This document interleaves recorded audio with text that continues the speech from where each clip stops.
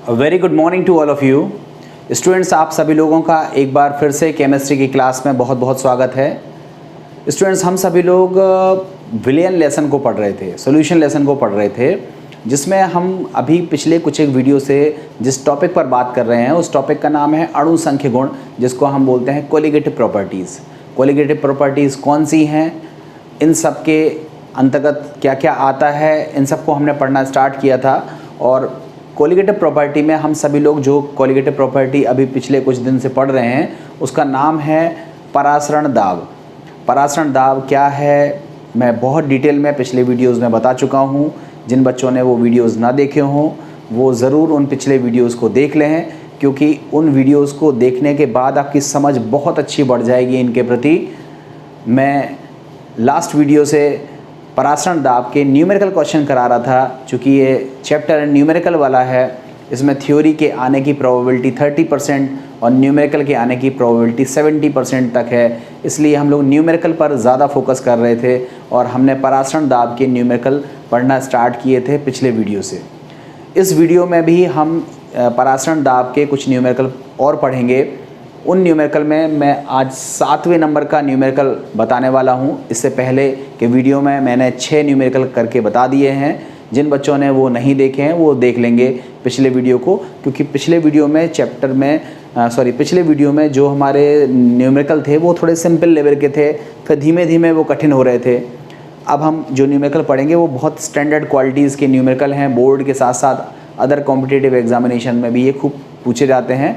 आपको अप्रोच सीखना है और उसके बाद आप फिर कोई भी क्वेश्चन कर सकते हो। तो आइए देखते हैं क्वेश्चन।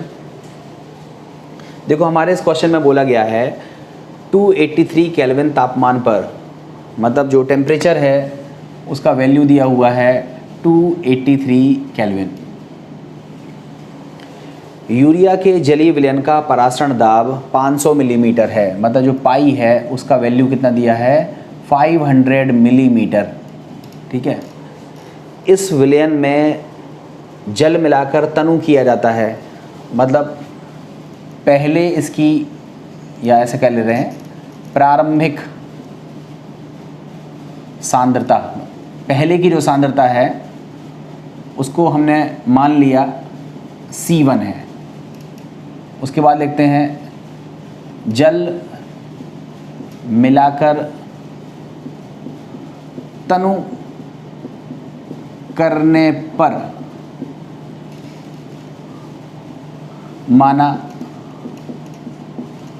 सांद्रता हो जाती है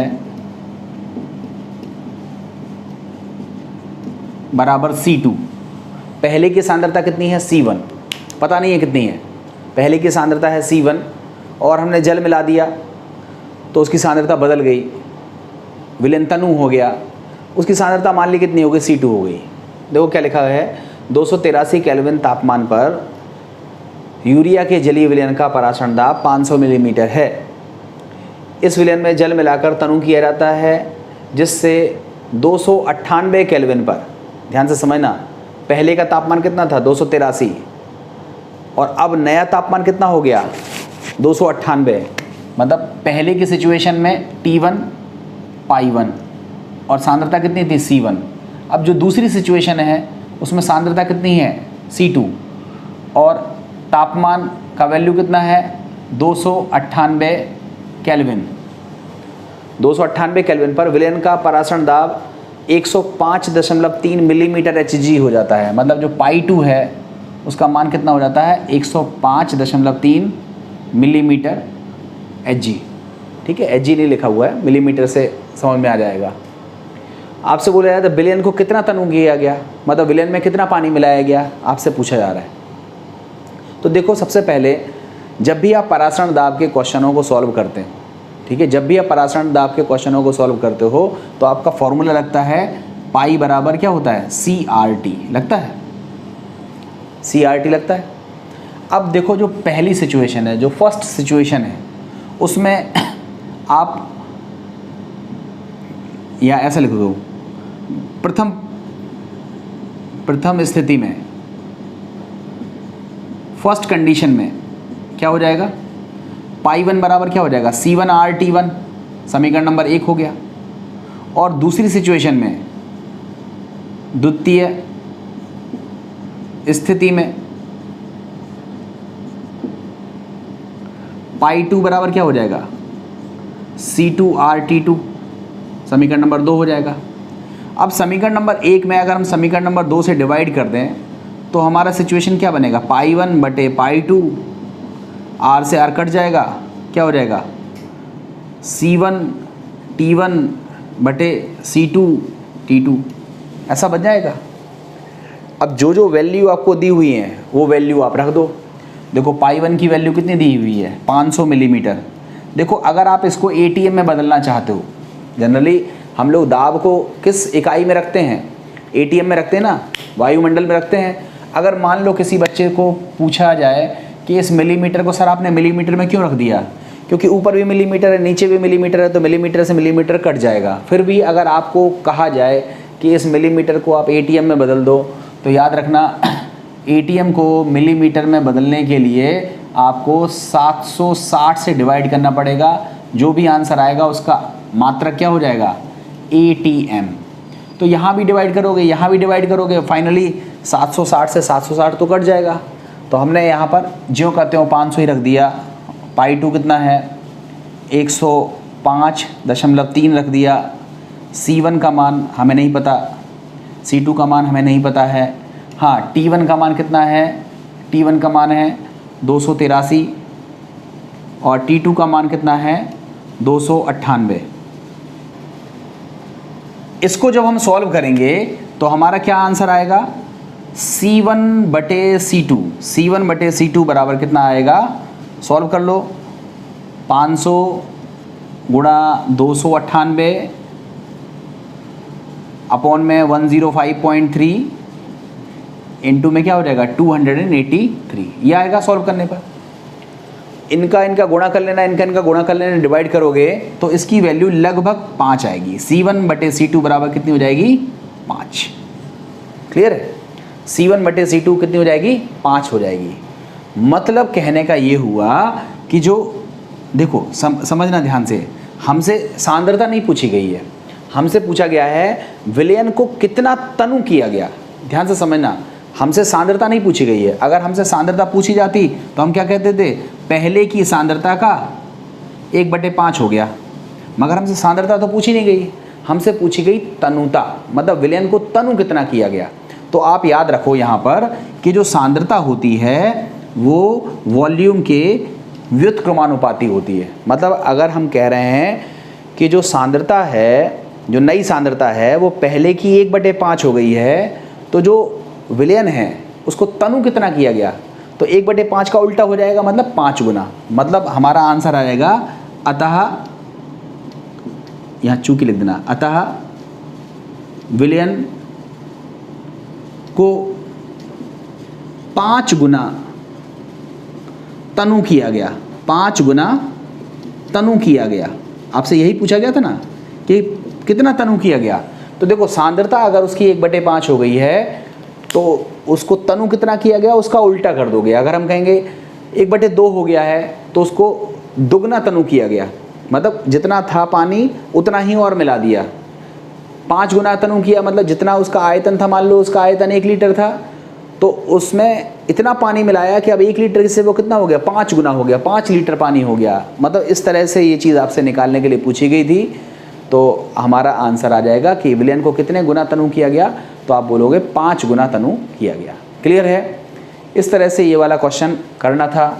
अब देखो नेक्स्ट क्वेश्चन, बहुत अच्छा क्वेश्चन है नेक्स्ट वाला। बेटा ध्यान से करना, और क्वेश्चंस को सीखने के बाद आप खुद से कई सारे क्वेश्चंस लगाइएगा तो आपको बहुत अच्छे तरीके से ये टॉपिक आने लगेगा। आपकी प्रैक्टिस खुद से बहुत ज़रूरी है। देखो नेक्स्ट क्वेश्चन है, एक विलेय जिसका अणुभार 228 है, ठीक है, ठीक है। मान लो विलेय का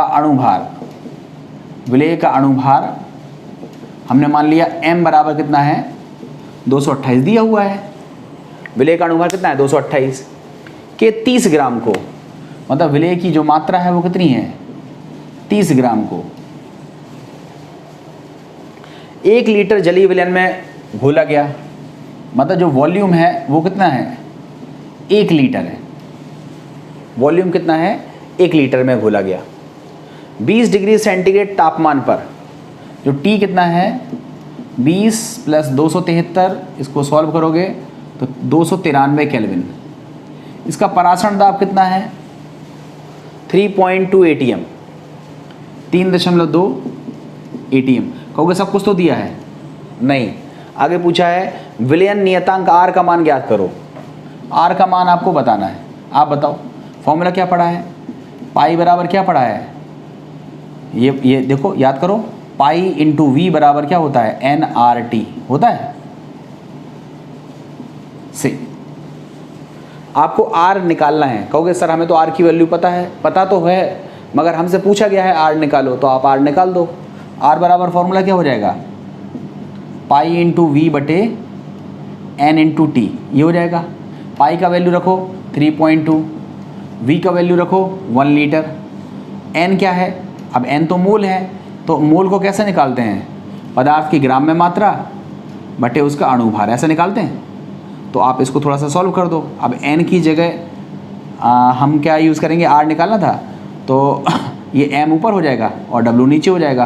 तो M का मतलब अणुभार कितना है, 228, और W का मतलब है ग्राम में मात्रा, मतलब 30, और टेम्परेचर कितना है 293। इसको आप सॉल्व कर लेना, 0.083 लीटर एटमॉस्फेयर पर केल्विन पर मोल, ये इसका मात्रक होगा और ये इसका आंसर होगा। सॉल्व कर लेना, ये आएगा, ठीक है, करके देख लेना। अगर कुछ अलग आ रहा हो तो वो लिख देना, जो आपका आंसर आ रहा हो वो लिख देना, ठीक है। मैंने कैलकुलेशन को सॉल्व किया और मेरा जो आंसर आया वो मैंने यहाँ पर रख दिया। कर लोगे, सिंपल क्वेश्चन था। पाई बराबर NRT, N की जगह क्या रख दिया, W बटे M RT, एंड फाइनली उससे हमने R का मान निकाल लिया। R का मान कितना आया, 0.083 लीटर एटमॉस्फेयर पर केल्विन पर मोल। कर सकते हो। अब हम देख लेते हैं नेक्स्ट क्वेश्चन। देखो नेक्स्ट क्वेश्चन क्या है, उसको देख लो।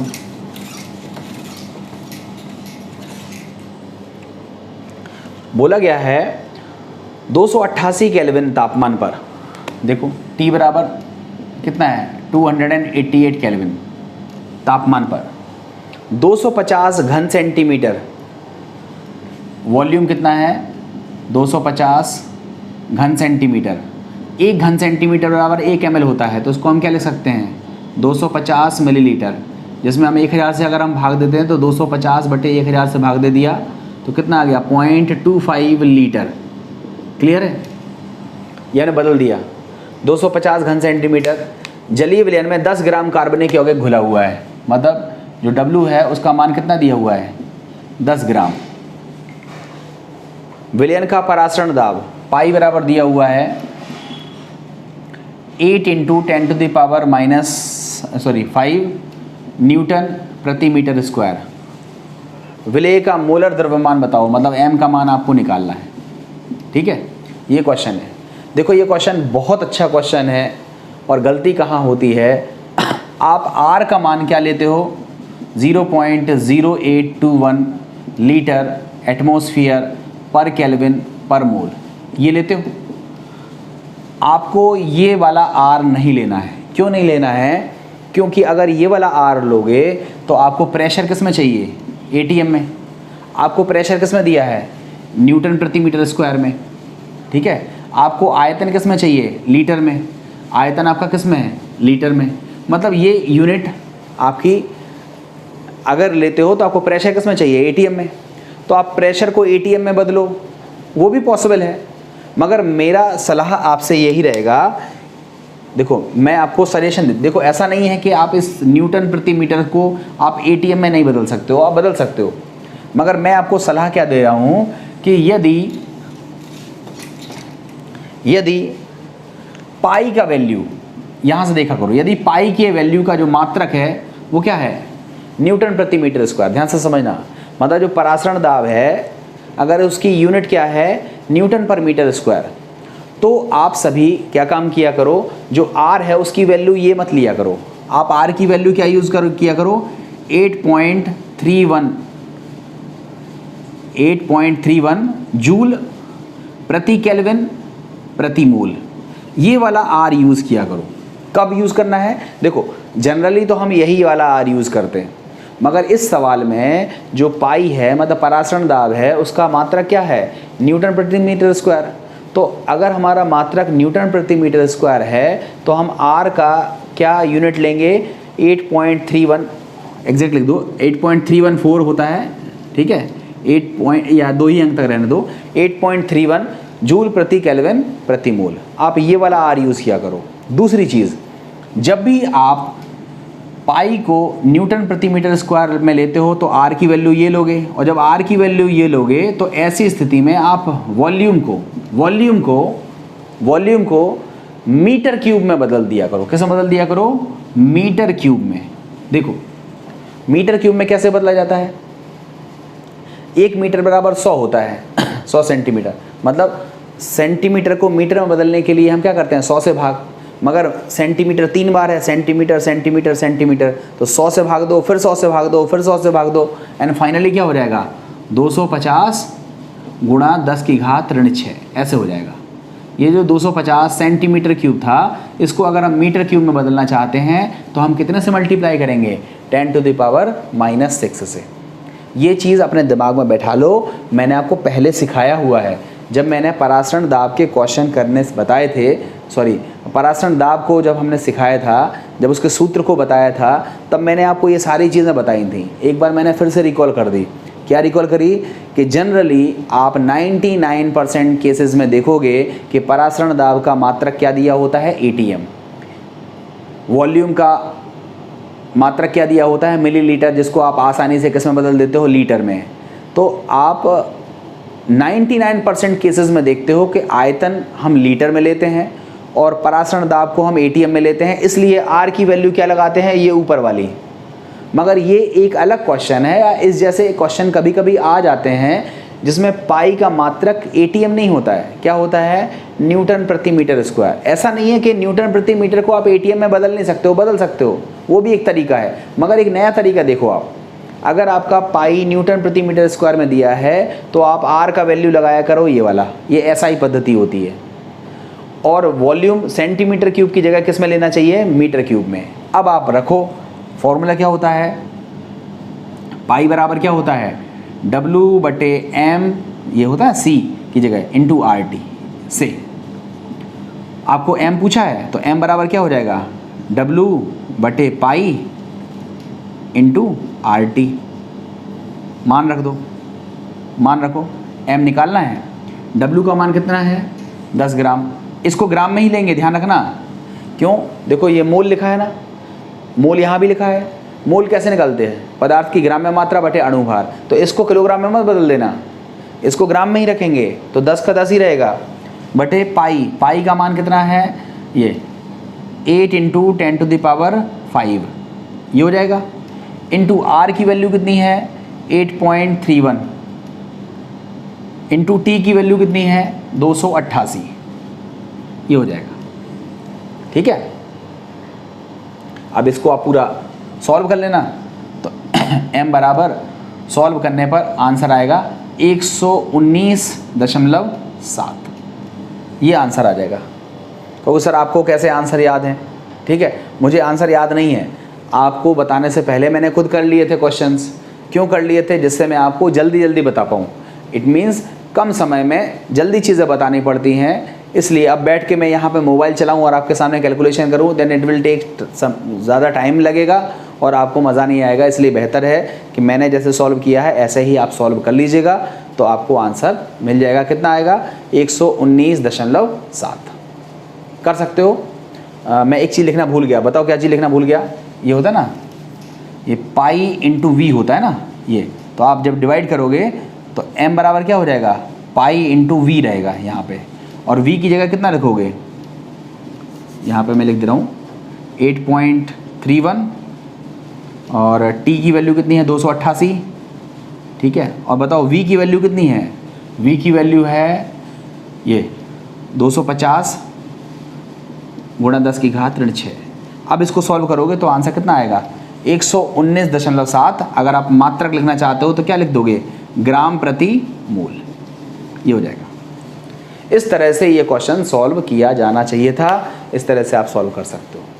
बेटा ध्यान रखना है, प्रैक्टिस आपको करनी है। कैलकुलेशन करने में समय लगता है, कैलकुलेशन आप अपनी खुद से करके देखिएगा, क्योंकि कैलकुलेशन तो आपको पेपर में खुद ही करनी पड़ेगी। अभी तो हमें बहुत सारे क्वेश्चंस कराने हैं, तो बहुत सारे क्वेश्चन कराने में हम सीधा उठा के आंसर लिख देते हैं, मगर आपको आंसर पेपर में याद थोड़ा ना रहेगा, आपको तो आंसर निकालना पड़ेगा। इसलिए बेहतर होगा कि इस सॉल्यूशन इस स्टेज तक तो लिखो आप, मगर इसके बाद जो मैंने सीधा लिख दिया वो सीधा मत लिखो, आप करके देखो कि आप कर पाते हो नहीं कर पाते हो, करके देखो, ये आंसर आएगा। और आंसर कितना आएगा 119.7। क्लियर है। अब हम देखते हैं नेक्स्ट क्वेश्चन। देखो नेक्स्ट क्वेश्चन क्या होता है। नेक्स्ट क्वेश्चन ये भी बहुत अच्छा क्वेश्चन है, ये एनसीईआरटी का क्वेश्चन है और किताब में दिया हुआ है, बहुत शानदार क्वेश्चन है। देखो मैं इसको कैसे करता हूँ, देखना। 200 घन सेंटीमीटर जलीय विलयन में, 200 घन सेंटीमीटर जलीय विलयन में, मतलब जो वॉल्यूम है वो कितना है 200 घन सेंटीमीटर। घन सेंटीमीटर को अभी भी बताया था, कितना लिख सकते हैं 200 मिलीलीटर, और मिलीलीटर को लीटर में बदलने के लिए हम 200 में 1000 से अगर हम भाग दे दें, देन फाइनली कितना आ जाएगा 0.2 लीटर। इतनी चीज़ तो क्लियर हो गई। तो आपको वॉल्यूम कितना दिया है 0.2 लीटर। विलयन में 1.26 ग्राम प्रोटीन घुला हुआ है, मतलब W की वैल्यू कितनी दी हुई है 1.26 ग्राम प्रोटीन घुला हुआ है 300 डिग्री तापमान पर। T कितना है 300 केल्विन तापमान पर। विलयन का परासरण दाब, पाई का वैल्यू कितना है 2.57 गुणा 10 की घात ऋण 3। अब एक नई यूनिट आ गई बार, ये परासरण दाब दिया हुआ है, कहा गया प्रोटीन का अणुभार बताओ, मतलब m बताना है। अब कैसे करोगे, अब दिमाग फिर खराब हो गया कि अभी तक पाई मतलब परासरण दाब की यूनिट क्या आ रही थी, परासरण दाब पाई की यूनिट क्या थी ATM। जब हमारी ATM हुआ करती थी तो हम R की वैल्यू कितना लिखते थे 8.0821। मात्रा क्या होता था लीटर एटमॉस्फेयर पर केल्विन पर मोल।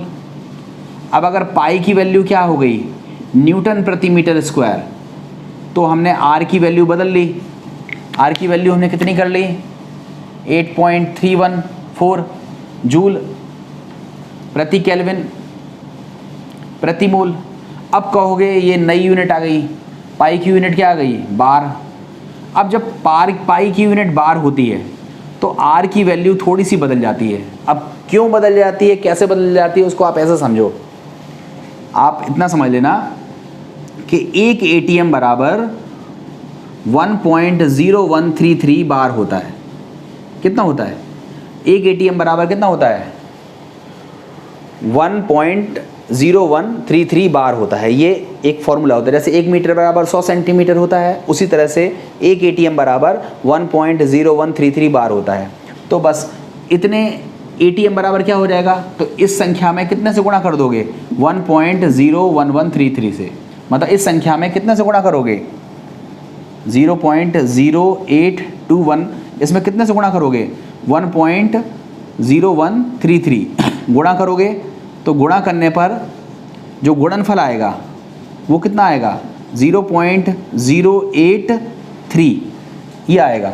अब और भी होगा बट 2 की जगह कितना हो जाएगा 3 हो जाएगा। और अब मात्रक क्या हो जाएगा, मात्रक हो जाएगा लीटर बार प्रति केल्विन प्रति मोल। मतलब ये हुआ कि अगर हमारा यूनिट बार होगा तो अब हम R की वैल्यू ये नहीं रखेंगे, मतलब ये वाली नहीं रखेंगे, R की वैल्यू हम क्या रखेंगे ये नीचे वाली रखेंगे।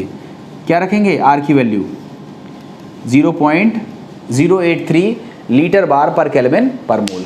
क्यों रखी ये वैल्यू वो मैंने यहाँ पर करके बता दिया आपको, ठीक है। तो अब आप बताओ, मैं इसको मिटा रहा हूँ और सीधा R की वैल्यू लिख रहा हूँ जो हमें ज़रूरत पड़ेगी। देखो देखो R की वैल्यू कितनी है 0.083 लीटर बार पर केल्विन पर मोल। कुछ लोग कह रहे थे सर आपने बार को ATM में क्यों नहीं बदल दिया, वो भी कर सकते हो, आंसर वो भी सेम आएगा, कोई दिक्कत नहीं है, मगर यहाँ गुणा करना पड़ता, उसमें भाग देना पड़ता, भाग देना थोड़ा सा कठिन पड़ता आपके लिए, गुणा करना थोड़ा सा सरल पड़ता है, इसलिए मैंने R को बदल दिया किस में, लीटर बार पर केल्विन पर मोल में। अब आपको सारी चीज़ें मिल गई हैं, अब आप फॉर्मूला लगाओ। फॉर्मूला क्या था, पाई इंटू वी बराबर W/m इंटू RT से जो निकालना है, m बराबर क्या हो जाएगा W/RT/πV। इसमें उठा के मान रखो, देखो W का मान कितना है 1.26, R का मान कितना है 0.083, T का मान कितना है 300, पाई का मान कितना है 2.57 इंटू 10⁻³ और V का मान कितना है 0.2 लीटर, कितना है 0.2 लीटर। अब इसको आप सॉल्व कर लेना, इसको आप सॉल्व करोगे तो 61039 आंसर आएगा। ठीक है, ये मैंने निकाल के ऑलरेडी रख लिया था, इसका आंसर कितना आ रहा है 61039। अब मात्रक लिखना चाहो तो ग्राम प्रति मोल लिख सकते हो 61,039। ये प्रोटीन के एक अणु का अणुभार आएगा, प्रोटीन का अणुभार बहुत ज़्यादा होता है, तो हमारा आंसर कितना आया 61,039। तो इस तरह से ये क्वेश्चंस किए जाने थे। मुझे उम्मीद है आप सभी लोगों को ये क्वेश्चन समझ में आ गए होंगे। ऐसे ही अभी और भी बहुत सारे क्वेश्चंस हैं जो सॉल्व किए जाने चाहिए। अब आप कमेंट बॉक्स में लिख करके बताइए कि अगर आपको और क्वेश्चन सॉल्व करने हों तो मैं उसका एक और वीडियो बना दूंगा और उसमें भी 5-6 क्वेश्चन कराने की कोशिश करूंगा। ये बड़े बड़े क्वेश्चंस थे इसलिए समझाने में टाइम लग गया। अब और क्वेश्चन अगर इसमें हम जोड़ते हैं तो ये वीडियो लंबा हो जाएगा, इसलिए बेहतर होगा कि अगर आप और क्वेश्चन करना चाहते हो तो आप कमेंट बॉक्स में लिख दीजिए, मैं एक वीडियो और आपको बना करके दे दूंगा जिसमें और भी क्वेश्चंस पराशरण दाब के कराए जाएंगे डिफरेंट टाइप के। मुझे उम्मीद है आपको ये वीडियो पसंद आया होगा। आपको अगर ये पसंद आया हो तो लाइक और कमेंट ज़रूर करें और अपने दोस्तों को इसको ज़्यादा से ज़्यादा शेयर करें। अपने चैनल अगर आप अभी तक सब्सक्राइब नहीं किया है चैनल में नए होने की वजह से, तो चैनल सब्सक्राइब कर लें जिससे आपको टाइम पर नोटिफिकेशन मिल जाए बेल आइकन प्रेस करने के बाद। ठीक है, तो उम्मीद है आप सभी बात मानेंगे। Thank you very much.